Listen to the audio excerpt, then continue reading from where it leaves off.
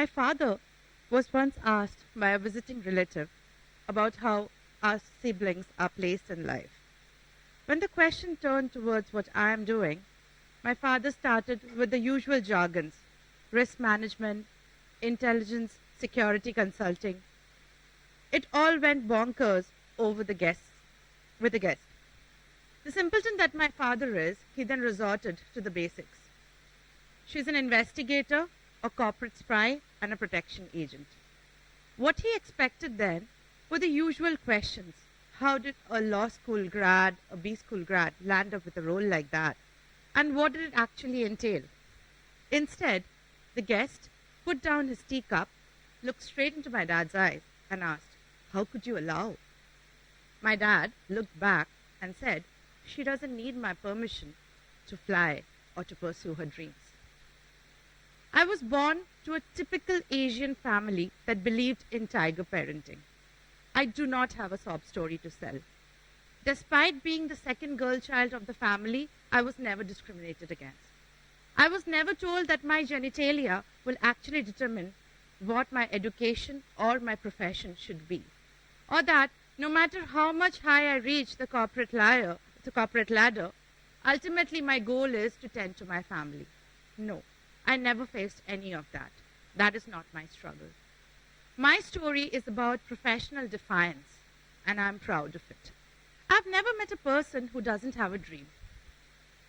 And I've also never met a person who hasn't taken a single step towards the dream.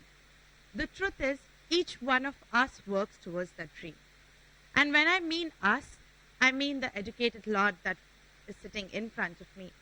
Unfortunately, however, after achieving 80% of the dream, majority of us give up. Because that last 20% is all about fighting battles that the society puts on you, and it tires you out. However, those who can actually envisage what lies beyond, what is it that the reality will actually look like once the dream is fulfilled, goes ahead and completes the journey. The rest, they find an alternate path, they take a step back and tell themselves that they are happy where they are. Or the most common thing, they blame the destiny. If you have to challenge your beyond, you have to stand and imagine what it is like on the other side of the mountain. Rest, you will never be able to actually take that step forward. To do something unconventional, to hear about it, is actually a very fascinating thing.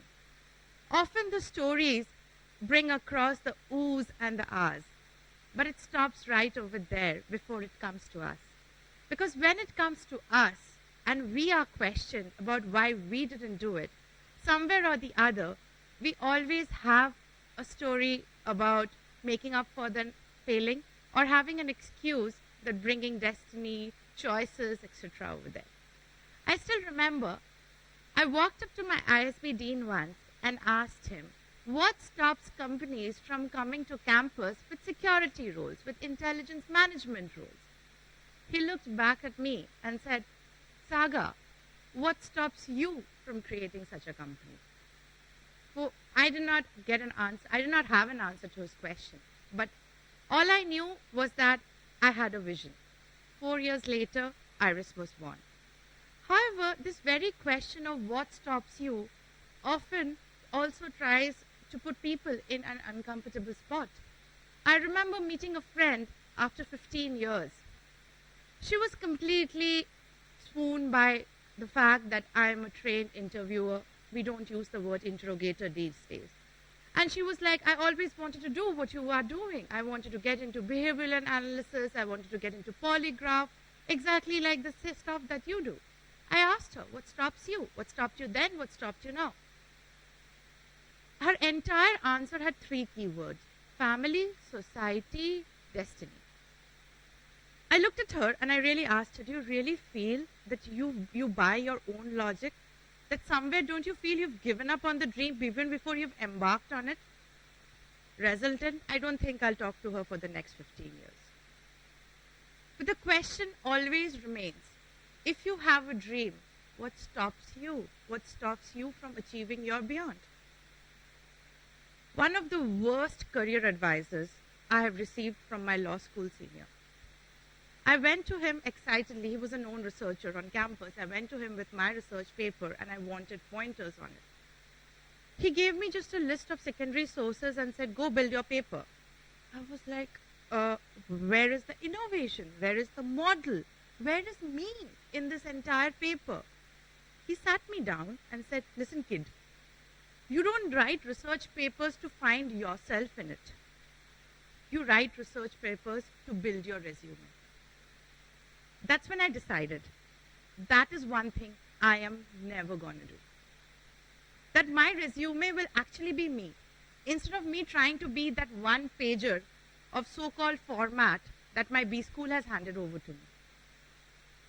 So today, if my resume reads trained protection agent, it is not because it is a fancy term on paper, but because somewhere I have made it to the cover page of a national daily talking about the differences that we have brought to the security industry, including the so common term called bodyguarding.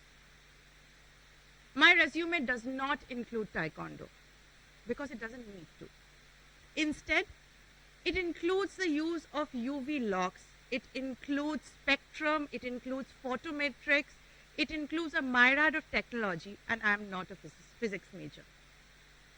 It includes strategy, it includes complex models of probability that are actually used to draw up a risk cover or a risk mitigation plan, instead of actually giving into the common belief that I would roll up my sleeves and stand at the door. No. My school did not teach me to apply these to my profession. It just taught me. To apply it was my beyond.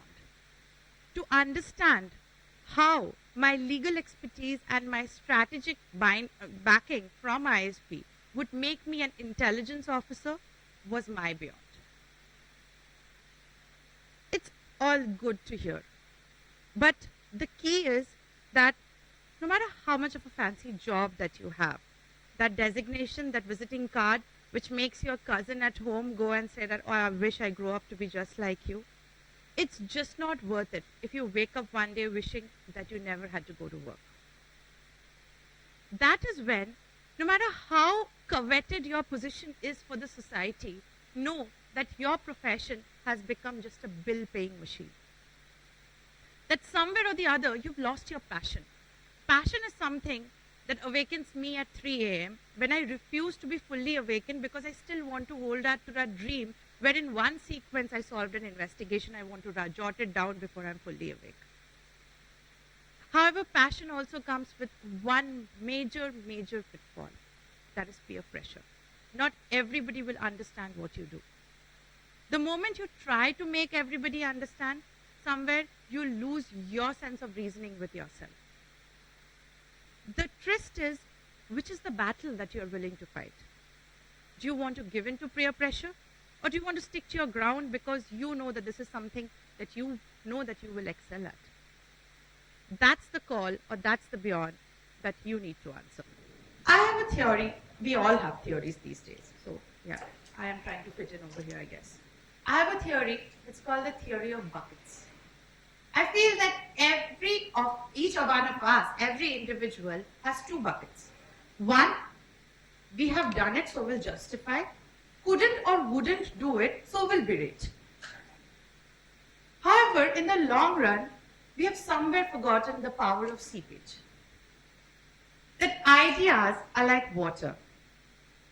And the crevices you thought that did not exist, the water will seep through it. And again, going back to science, will probably create the most wonderful chemical combustion and create art. Or, in my case, would create a melange of ideas that will be a path-breaking thing for the security industry. The question is, do you give into a bucket or do you allow yourself to just flow freely? To not give into bucket, let me put some practicality from the industry. This was a case of one of India's most wanted criminal person. The Indian investigative agencies had given up. The external, partly the foreign investigative agencies had also given up. When the case came to me and my team, it was almost as if the client was trying to convince their own selves that once these people give up, I have done everything in my radar and this cannot be solved. Back at the whiteboard or the drawing board, my team had a different challenge altogether. We know that we were expected to fail. We also knew that all the common things had already been tried out. His native place surveillance was on, red corner notices were on, airport trackings were on, his passport was on the the heavy trafficking list, everything. All the databases had his name, everything.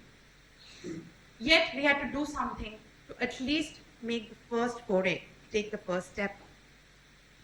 25 cups of coffee and 2 all-nighters later, we decided on a strategy. When I tried to talk to the strategy in the mirror, it sounded bizarre in my head.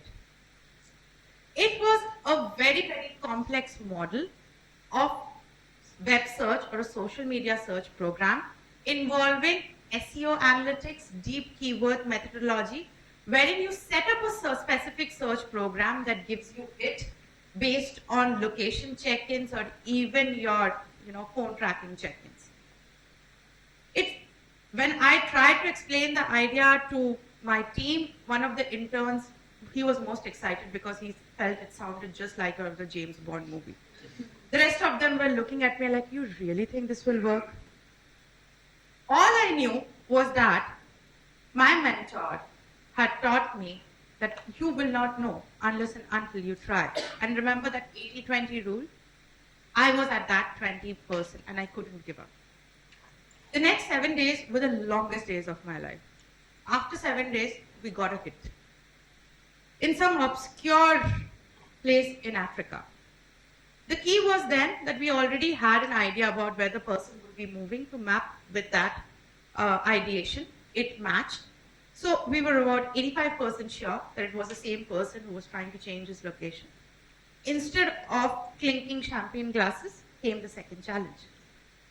Whether or not to wait for corroboration because you have got only one hit, or whether to alert the foreign investigative agencies. The latter meant you run a huge reputation risk. If it is a false alarm, the case closes over there. And the next time the government is not even going to listen to you.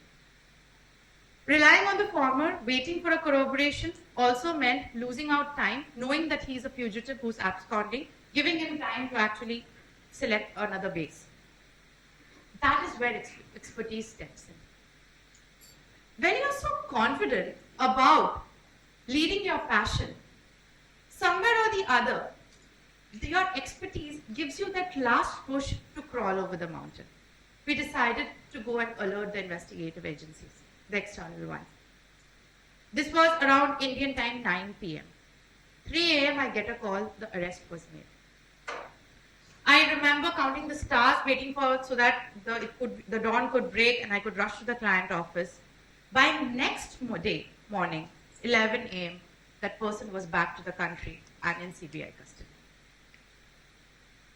If we had not challenged the fact that just because somebody in India had not tried social media tracking, somebody had not tried SEO analytics to actually track a person, we wouldn't have known that this is doable. The key thing also over here is, I talk a lot to the mirror, okay? That's also because the mirror gives you a true picture. When you ask the mirror, why am I doing this? Am I doing this to stand out? Or am I doing this because I really want to do it? When the answer is the latter, you found your passion. But trust me, a lot of us find our passion. The trick or the key question is, do we have the courage to stick to it? And if your passion is to be an intelligence officer, you need a lot of courage. Courage not to face the threats that surround you for your on-job duties. Courage for the fact that when you have in the past sat for job interviews in B schools, your recruiters have been, how do you fit in? How does your vision fit in? How will you align to the corporate strategy?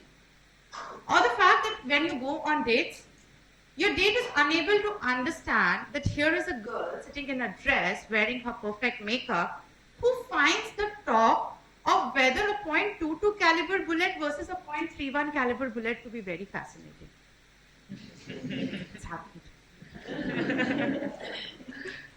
The key is then that do I give in and try to fit in, and I try to talk about a topic which does not interest me, or I showcase my skills that might impress the recruiter but is not me? Or do I carve a niche for myself and then say, hey, do you fit into my niche?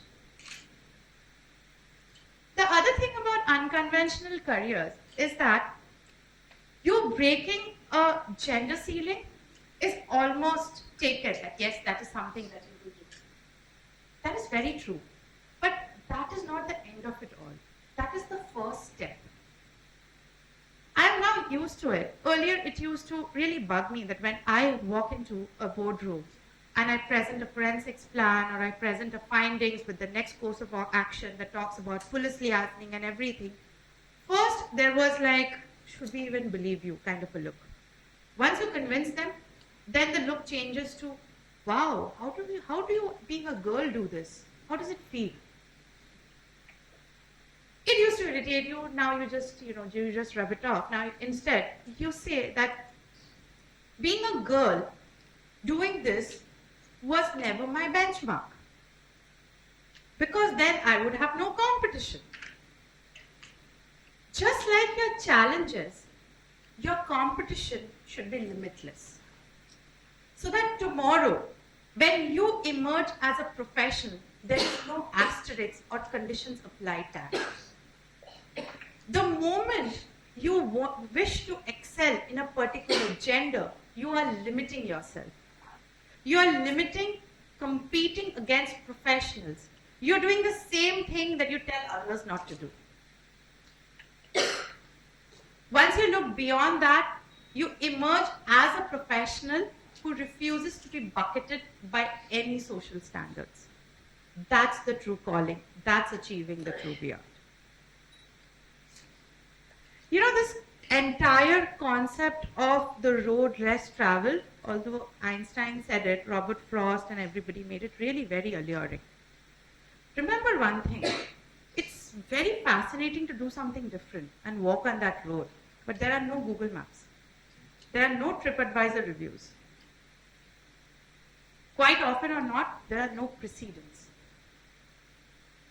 Are you willing to take that risk? Because if you are willing, let me give you the sun, the sunshine, the ray of hope. That it's a fascinating thing. You discover yourself every day almost in your life. I remember calling my professor, my operations management professor, and just thanking him for the first 2 minutes. He heard me. And he was like, why are you thanking me? Just tell me that first so that even I feel good. I was like, I'm just thanking you for teaching the operations 101 bottleneck thing in such a simple and such a logical way. He's like, okay, what's next? Like, guess what I used it to solve for? He's like, what?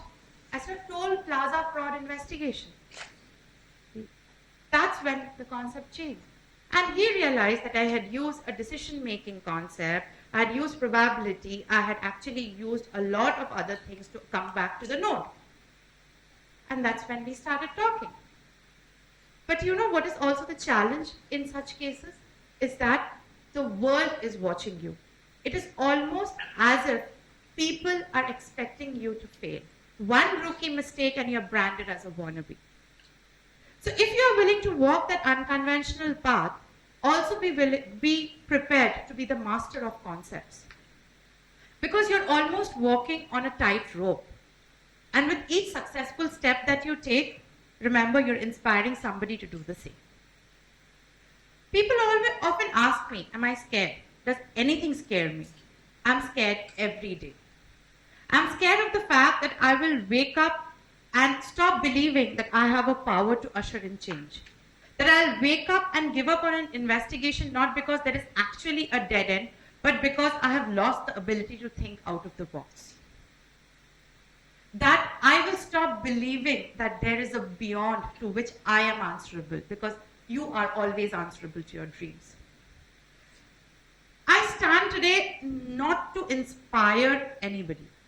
I stand today just to drive home a simple fact that you and your dreams cannot be ruled by the society, by the age and gender profiling that the society does, by the education degree and the parallel job that the society has chosen for you, or by the traditional applicability of knowledge that we in the Indian education system are taught not to question. That is the worst thing that you can do to yourself. The moment you do that, remember, you become literate, not educated. I just stand here to tell you that I would consider myself just to be somebody who's striving to bring about a change in perceptions that a profession does not have any preset criteria for education, for expertise, nothing. It just requires your urge to master it. It requires you to script a dream and keep chanting that dream. Keep telling yourself that I just have to master it with the concepts, and keep working. There'll be a lot of cacophony. And the cacophony at the loudest will tell you, this is not for you, retract your steps, this is unconventional, what if you fail? Then have a good headset on and just turn the volume on and keep walking. The woods will be dark, deep, your legs will ache, but there'll be a morning. And when the dawn breaks, you'll have your reality and your beyond in front of you. It is waiting. Go for it. Thank you.